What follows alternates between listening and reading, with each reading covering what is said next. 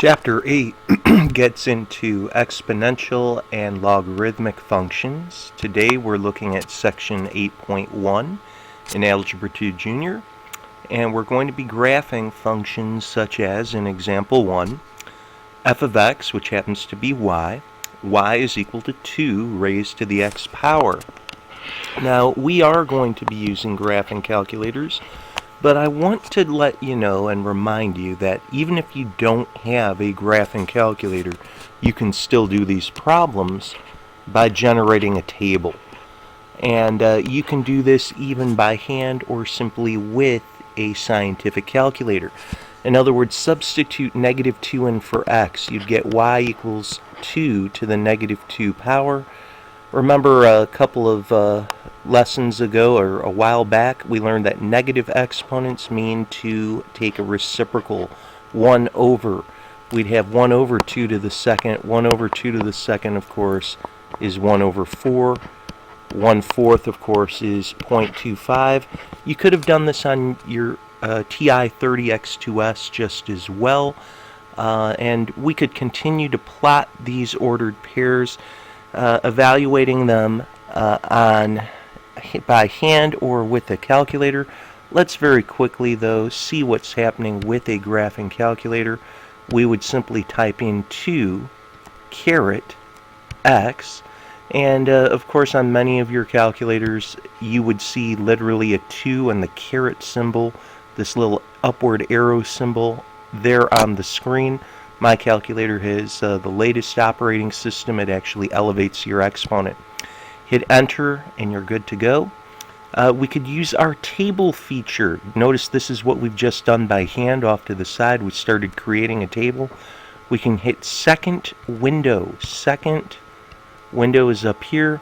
Table start, you might want it to be at 0 or whatever value you'd like your table to begin with. But very important, delta table should be at 1. We'll have auto and auto. We'll hit second graph, which is going to second table. Second table, and we've done all of this before. We've used our calculator to generate tables. We could hit our up arrow, and we could see what values we are getting for our table. We could quickly copy these down. Just a quick comment, I want you to notice that if we continued to scroll upwards, we would see that our y values are getting smaller and smaller. But as we are moving downward, as our x values are getting larger, our y values tend to get larger as well. Well, in any event, coming back here, we saw that at negative 1 we'd be at 0.5, at 0 we were at 1, at 1 we were at 2. When x is 2, our y value was 4. Even here at 3 we'd be at 8. And we could plot these ordered pairs, go 2 to the left, go up just a tiny bit, a quarter. 1 to the left, move about here at a half. 0, 1 will land us about right here. 1, 2, 1 to the right, up 2 steps. 2, 4, 2 to the right, and 1, 2, 3, 4 steps up. 3 to the right, and then we'll go up 8. 5, 6, 7, 8. And of course this off on this right hand side shows us what we are seeing. Now the calculator thankfully does more than just give us a table. We can hit zoom right here in the middle and go down to zoom standard and hit enter, and we will graph a negative 10 by 10 window, and very quickly we will see the general shape of this curve. You can more or less get confirmation of what you might expect you are seeing. Now the calculator does do a great job with one exception. It really doesn't make crystal clear the fact that this curve will never truly touch the x-axis. The x-axis is a horizontal line, and way earlier in the year we learned the acronym HOI. H stood for horizontal. 0 is not what we're seeing right in here. It's not the letter O, but 0, 0 slope. And to help us out, this little mnemonic means that y equals a number. Y is going to equal some number. What we're about to see is 3 other pieces of information we're always going to be asked to name. We're going to notice that these curves will always flatten out towards a horizontal line. In this case, that horizontal line is the x-axis for this problem.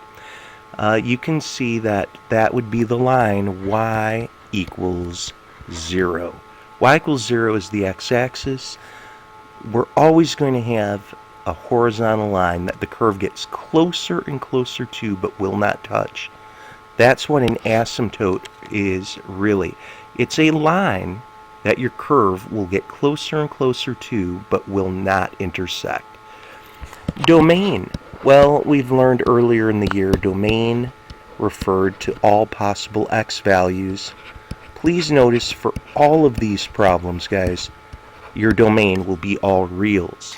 There will be no x value that we have to restrict because no matter what we substitute in for x, we're always going to arrive at a real y value.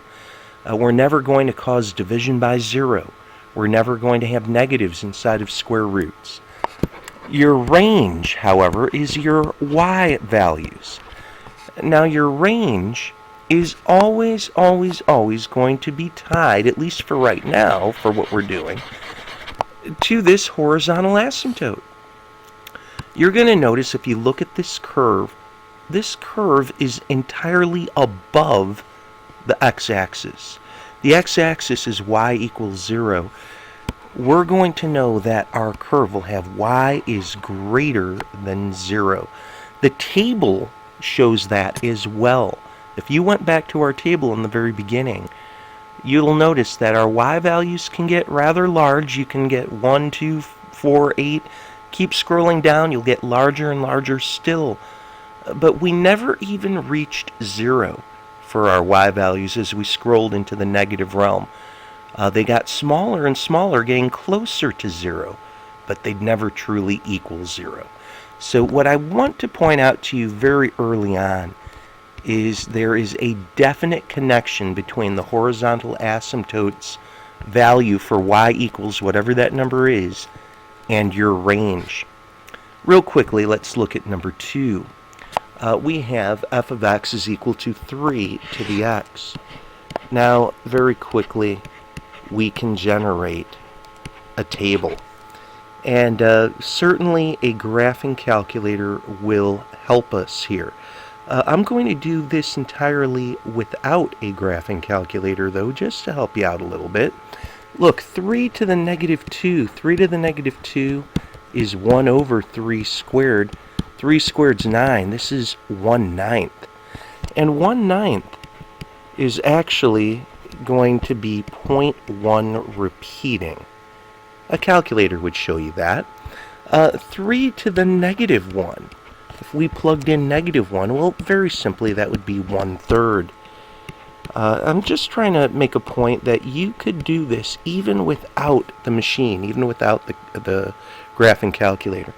Plug in a 0. Well, 3 to the 0 would be a 1. Substitute a 1 in. 3 to the 1 is a 3. Plug in a 2. 3 squared is 9. And very quickly we could see, well, 2 to the left, go up just a tiny bit. Negative 1, go up just a little bit higher. So maybe something around here. 0 would be at 1. 1 would be up here at 3. Oops, I think I only went up. Yep, that's right. Up 3 steps. And at 2, we'd go up 9. 1, 2, 3, 4, 5, 6, 7, 8, 9. Well, you might guess that this is the curve that we're going to have. Once again, a calculator would show that to you, not just with a table, but also with this particular graph. You might wonder what our horizontal asymptote is. Well, again, we're going to have y equals 0. It's the x-axis once again. We're leveling off towards it. The domain we're going to say is all reals. Your range will have y is greater than 0. Well, very quickly, let's take a look at this next example. But this time, I would like to use the calculator just to do a problem that's incredibly close to our last one. Let's see what happens if I were to type in 3 caret. Now, when we're doing this, I don't need parentheses, but if you don't have this latest version of the calculator, you will. What I'm getting at is your y1 would actually look like this when you type it in to your screen. You'll go 3 raised to the x minus 1 power. Well, once again, you might think that we need to make a table. Indeed we do. We could immediately just say second graph. But what I'd like to point out to you, take a look at these numbers. These y values should look awfully familiar. Of course I could use what's happening at x equals -2. That evidently would give you a y value of 0.03. But please notice what's really happening here. The last problem that we had, these same numbers are showing up. How so? Well, look, we have -1, 0, 1, 2, and 3. At -1, we would see that we have 0.1 repeating. At 0, we're at 0.3 repeating. At a 1, we were at 1. At 2, we'd be at 3. For x equals 3, we'd be up at 9. Now, here's what I really want to point out to you. It's the same numbers that we just saw. The exact same numbers. And what's the connection? Well, the above problem, for example 2, had 3 to the x. Now we have 3 to the x minus 1. Whenever we have a number that's added or subtracted to x, we can think of this as x files. Here's a silly way to remember what's happening. When you add or subtract a number to x, you might think that you're moving left or right. By the way, that would be correct. We're going to have a transformation, a move of the graph above, but we're going to move left or right. Now you see a -1, and of course you would think, hey, everything will be moved perhaps one step to the left. However, here's a great way to remember it. Many years ago, in the 90s, there was a TV show called The X-Files. And they also had 2 motion pictures called The X-Files as well. But The X-Files was a very weird show. It dealt with UFOs and vampires and all types of strange phenomena, strange things. What am I getting at? X-Files is weird. You see, x minus 1, really you don't move one step to the left. You're going to move one step to the right. Look, up above we had -2, 0.1. If we'd move one step to the right, we'd be at -1. And then moving up just a tiny bit. Here we had -1 and 0.3. Well, if we move just one little step to the right, we'll be at 0, 0.3. Similarly, we'll have 1, 1, 2, 3, and finally we'll have 3, 9. Now, of course, what you're going to notice is we haven't moved our asymptote.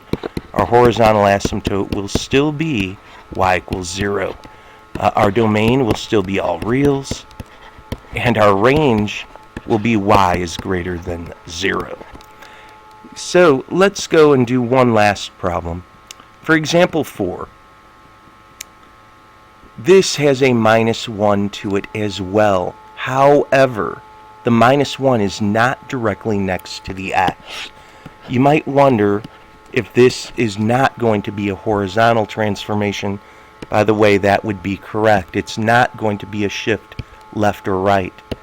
We could plainly type in 3 to the x and then just type in a -1. Again, you could do all of this by hand, but let's go back to our table. You can see actually some very different numbers shown.